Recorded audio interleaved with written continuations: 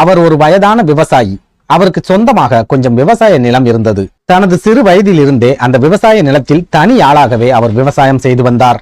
விவசாயத்தில் அவருக்கு போதுமான வருமானம் கிடைத்த காரணத்தால் பெரிய அளவில் நெருக்கடி ஏதும் இல்லாமல் தனது குடும்பத்தை நடத்தி வந்தார்.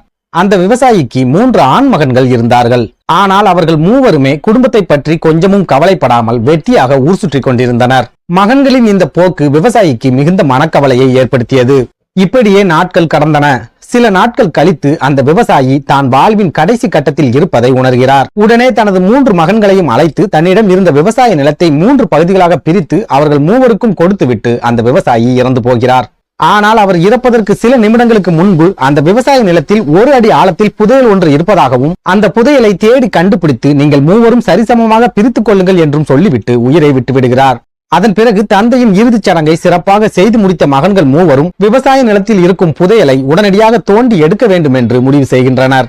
அதனைத் தொடர்ந்து சகோதரர்கள் மூவரும் சேர்ந்து முதலில் மூத்தவனுக்கு சொந்தமான நிலத்தில் தோண்ட தொடங்குகிறார்கள். கொஞ்சம் கொஞ்சமாக மொத்த நிலத்தையும் 1 அடி ஆழத்துக்கு தோண்டி முடித்த பின்னர் கூட அவர்களால் புதையலை கண்டுபிடிக்க முடியவில்லை. அப்போது சகோதரர்களில் ஒருவன் நமது தந்தை சாகும் தருவாயில் 2 அடி என்று சொல்வதற்கு பதிலாக 1 அடி என்று சொல்லி இருக்கலாம். அதனால் நாம் இந்த நிலத்தை மேலும் 1 அடி தோண்டினால் நமக்கு நிச்சயமாக புதையல் கிடைக்கும் என்று கூறுகிறான். இதனைத் தொடர்ந்து சகோதரர்கள் மூவரும் சேர்ந்து அந்த நிலத்தை 2 அடி ஆழத்துக்கு மொத்தமாக தோண்ட தொடங்குகிறார்கள். ஆனால் அப்பொழுதும் அவர்களுக்கு அந்த நிலத்தில் புதையல் கிடைக்கவில்லை. அதே நேரம் மீதம் இருக்கும் 2 சகோதரர்களின் நிலத்தையும் இதே போல் தோண்டினால் நிச்சயமாக நமக்கு புதையல் கிடைக்கும் என்று அவர்கள் நம்புகிறார்கள்.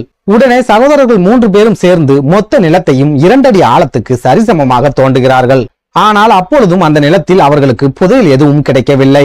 இதனால் புதையல் இருப்பதாக சொல்லி நமது தந்தை நம்மை ஏமாற்றி விட்டார் என்று நினைத்து 3 சகோதரர்களும் வருத்தப்படுகிறார்கள். அதே நேரம் மொத்தமாக நிலத்தை தோண்டி விட்டோம், அதை வீணாக்க வேண்டாம் என்று நினைத்து பக்கத்து கிராமத்தில் இருந்து விதைகளை வாங்கி வந்து அந்த நிலத்தில் விதைத்து விட்டு நீரையும் பாய்ச்சுகிறார்கள். கடவுளின் அருளாலும் அவர்கள் தந்தையின் ஆசியாலும் அந்த வருடம் மிகச் சிறப்பாக மழை பெய்து இவர்கள் நிலத்தில் நல்ல விளைச்சல் என்பது கிடைக்கிறது. உடனே சகோதரர்கள் மூவரும் விளைந்த பயிர்களை அறுவடை செய்து மொத்தமாக விற்பனை செய்கிறார்கள். அப்படி விற்பனை செய்ததில் அவர்களுக்கு தேவைக்கு அதிகமாகவே கொள்ளை லாபம் என்பது கிடைக்கிறது. அப்போதுதான் சகோதரர்கள் மூவருக்கும் உழைப்பால் வரும் இந்த பணத்தை தான் நமது தந்தை புதையல் என்று சொல்லி இருக்கிறார் என்பது புரிய வருகிறது.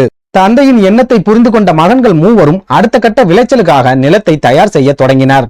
இந்த கதையின் நீதி, கடின உழைப்பால் கிடைக்கும் பணமே நமது வாழ்வில் கிடைக்கும் மிகப்பெரிய புதையலாகும்.